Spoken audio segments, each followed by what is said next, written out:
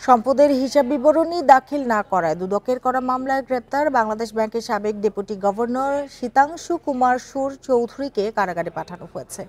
দুদকের আবেদনে মঙ্গলবার ঢাকা মহানগর সিনিয়র স্পেশাল জজ জাকির হোসেন গালিব এ আদেশ দেন।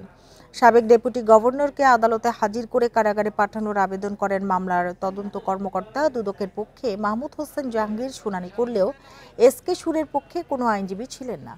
পরে আদালত তাকে কারাগারে পাঠানোর আদেশ দেন। একই দিন শাহজালাল বিমানবন্দর থেকে গ্রেপ্তার করা হয় তাকে।